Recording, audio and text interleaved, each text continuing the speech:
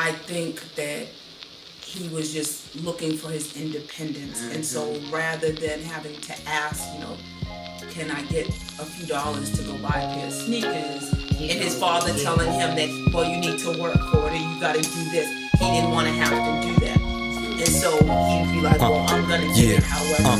Before I ever learned to freestyle, I was stealing clothes from Jordan Marsh and Filene's downtown, cause hand-me-downs had me feeling like a buster. Back with my sister raided Lucky Charms with mustard, we hustled food stamps, 50 cents on the dollar, which meant hot dogs today and ramen noodles tomorrow. Swallow pride, asking neighbors to ball. They say yes with a face screaming, get your own. Knowing ain't nobody home but me and these 4 kids, and they see I touching ribs, we just trying to use the phone so we can get something to eat. I know I robbed a pizza man last week. A Chinese was 3 weeks ago. I spent the dough keeping on the lights. Mom Dukes was on the pipe. I moved with Pops and he was the type to say I couldn't see a daisy, couldn't pipe. Crazy life back then. Oldest out of 10, brother died at 10. Left my twin sister's brother and me. And DSS came and took everyone but me. I remember Christmas came around and we ain't had no tree. We take construction paper to the wall. How bittersweet. Favorite aunt was like a mom, died from HIV. Smoking perp, train wrecking sour D's for my PTSD. Like how long will this continue? Like pricey hunt chips. I'm just going through the smiles and the frowns of my heart. Stole my first pet from the zoo at Franklin Park. Stole my cable from my neighbors with the black box. Roaches kept stealing from my cereal box. I give a shot to my sisters on welfare. Tupac kid, I try to show somebody else care. And mama's prayers did their best to keep me safe. I wish they'd help to pay the bills and get her off of Section 8. The papers say the 1st, but today is like the 8th. If God got all the answers, he should tell him why the rent is late. Sometimes I face the earth and analyze the sky and ask myself, was I meant to be here? Why?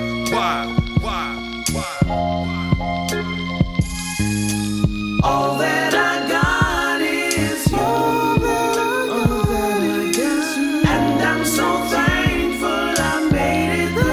I'm thankful. All that I got is you. All I got is you. And I'm so thankful I made it through. All that I got is you. All that I got is you. And I'm so thankful.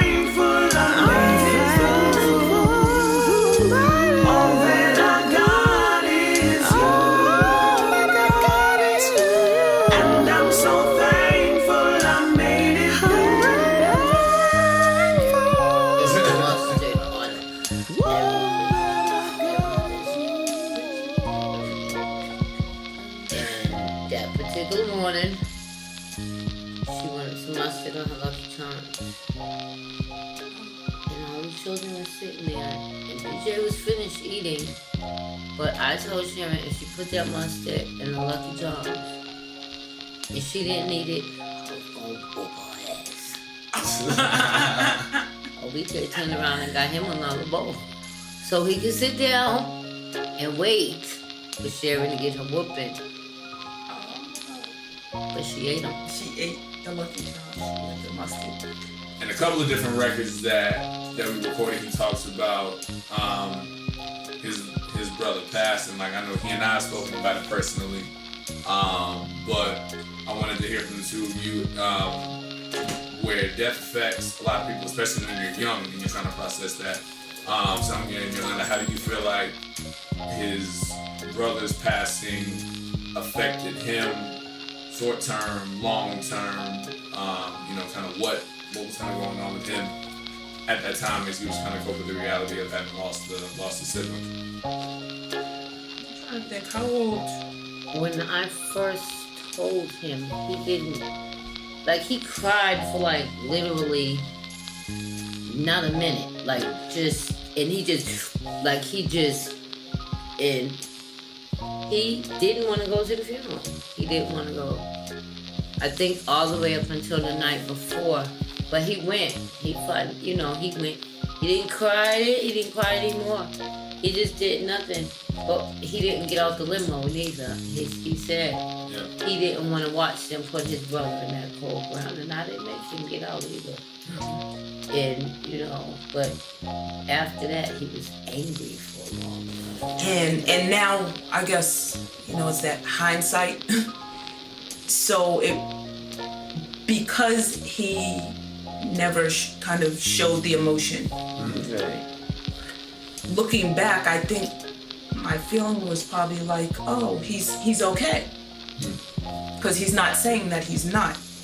I think that he internalized a lot more than probably he should have, and without having an outlet or anyone kind of go to him and kind of, in a therapeutic way, say, hey, are you okay with this? As opposed to like, oh, well, look, he ain't saying nothing. I guess he's okay, so life goes on. And so I don't think that his father and I, anyway, really addressed it with him. As a step parent, did you feel a particular need to deal with or not deal with, certain situations with him? Like, I mean, you didn't know about the street activity, quote unquote.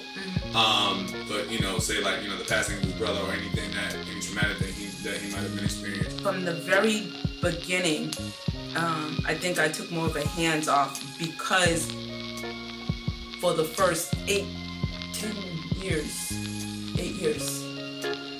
10 altogether, it was, this is my boyfriend and this is his son. He's not my child. He's not my stepchild. At the first 3 years, he didn't come to live, So it was just like, it wasn't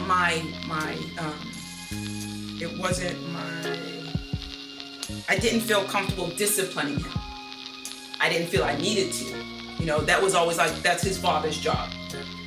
And so a lot of things, I think, as he got older, by time it was more solid, and he came to live with us. And once he came to live with us, it's like I couldn't avoid it, because oftentimes his father wasn't at home anyway. And so, you can only do so many, wait till your father gets home, and I know you acted up, but I'm not going to say anything. And then, I eventually did, but I think it was always kind of awkward because for so long I didn't, and now I kind of have to, and it still was like, okay, well, you live with us, but it's still like, that's my boyfriend's son. Right. And he has a mother, and so I'll just kind of fill in. One, I didn't feel like I had that authority, and two, because Bernard was such a disciplinarian. That's the one. I almost felt all the unanimous. I almost felt guilty having to discipline him, because it's just like, I don't want to have to discipline him in my way, because his father's gonna come in and discipline him again, and it's probably really wasn't worth getting it twice. And so he's more than enough. And so then I just wouldn't. BJ, out of all my kids, BJ, first of all, he's the oldest. So he's seen everything. He's been there through everything. Through them being taken, through them coming back, being taken again, to me being on drugs, to me getting off of drugs, to me being back, just a whole bunch of, then being with me half the time, living with his father, just a whole bunch of, so, I don't know. I feel like it affects him in a way, like, the relationship that we have right now is kind of like, because of the way that everything went, and it all went the way it is. It's like, BJ is my friend, like, we hang out together, like, we do the same shit. He's like my buddy, you know what I'm saying? Right. When we was growing up, like, I was 17 years old when I had BJ, I was a kid too. So, and he describes our relationship we as grew up together. We was yeah. hanging in the streets talking about, let's go get this money. I mean, that's my son, like, you know what I'm saying? I mean, I wasn't Mother of the Year, but I loved my son. You know what I'm saying? I mean, he was my, don't touch my baby. That's my Snoopy. I'm not saying I did everything the right way, but don't touch my Snoopy. We just, it's kind of how the relationship is now. We still, you know what I'm saying? Go back when you was talking about like how the whole DSS and how it may have impacted him. I know that when he came to live with us, for a real long time, BJ would say, well, when my mom gets her apartment, I'm going to have my own bedroom. And when my mom gets her own apartment, and I'm going to have like my own like sheets and like everything. I think he wanted it. I mean, he was young. He was 3-4 years old. And so I think he kept kind of just waiting for that. Like she's gonna have the twins, and then she's gonna get an apartment, and then I'm gonna go back home. This is like temporary. And he said that for a long time. And you know, his father, neither one of us would be like, no, you're never going back there. Except we kind of seen where things were going for Sonya at that time. And it's just like, it's not looking likely because she's still struggling right now. And there was never any therapeutic sessions. There was never kind of just like, well, it is what it is. Just roll with it. I think sometimes just in life in general, we expect people just to roll with the decisions that are made. And reality is, there needs to be some more discussion.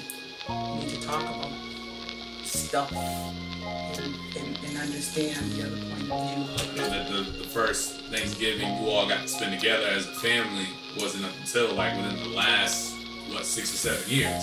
Like, so what was not even that. So to have your first gathering within, and how many within the family was it that was all together for that first Thanksgiving? Too many. But with the too many family, how was that experience in lieu of the fact that, you know, there was so much literally time and distance between people? And it was fun because we was all there. Even Yolanda, Jasmine, Nia was there. All my kids was there. One of my best Thanksgivings. We was all packed up in there like the peeps. It really was one. It was. Like, we had so much fun that Thanksgiving. There was fun. There was babies. There was kids. It's changed so much. And one of the things, just to go back when you was talking about like how, you know, even with me and Sonya, obviously we didn't like each other. Why would we? You know? Not on my job. So and that was your first time. Was that the first time meeting? The person? Oh no. When BJ was a baby. When BJ was, I met Bernard when BJ was 6 months. He was very clear that I have a son, and I was like, oh. He just wasn't clear about anything else. But yeah, everything else was real fuzzy for him. He seemed to forget some stuff. Like, I'm still involved with my mama. Plus there's Trina. We went through some. And so then by the time I kind of came in the picture, I'm like, okay, well, you got the son, but you said that's over. And then he's telling her that, you know. And so it was a whole lot of drama. And even just best case scenario, it's real hard to kind of like the old chick or the new chick or the lady or the wife or however you want to put it. But I think what changed it for me and Sonya is not immediately, but shortly after BJ came to live with us. In a weird way, not that you had a whole lot to do with it, but I'm really grateful for where I'm at in life. My relationship with Sonya. My relationship with Sonya wouldn't be if BJ, even my relationship with his father, BJ was kind of the glue that, for better or for worse, held me and his father together. Because there was times when I was ready to leave and I didn't because of BJ. And it's not even, I had more fun doing Thanksgiving with my ex-husband's first baby's mama's Then I did with the people who were blood related. You got it right. Yeah, that's not okay. Accurate. I'm like, we're okay. You getting it? Yep. We come from a strange group of folks. For the record, I think it's dope. I'm definitely not knocking it either. So we call it his stepdaddy Kevin. BJ wanted a rabbit. BJ wanted a rabbit. And so him and his brother can't, they got him a hare from the petting zoo, Franklin Park, and brought him to my house and put him in a cage and gave him to my son for a pet. Now, see, that's called being resourceful. I don't think there's anything wrong with that, quite frankly. But BJ liked it. BJ loved it. You're not gonna get a rabbit run away like. I made him get that thing out my house before the po-po came. Oh, so he was up in there for days. No, you're not gonna have no stolen Franklin Park. No, I still get the creeps about that. No. I think that's awesome. The animal keepers. All up in, it ain't like we didn't have iguanas and snakes and all that mess in my house already. I had just as many pets as I had kids. I don't need no here from the zoo. So another one. Construction paper Christmas tree. The Christmas tree was the construction paper. Cause we ain't had no Christmas tree. Yeah, for that. I got some construction paper. And some little colors, man.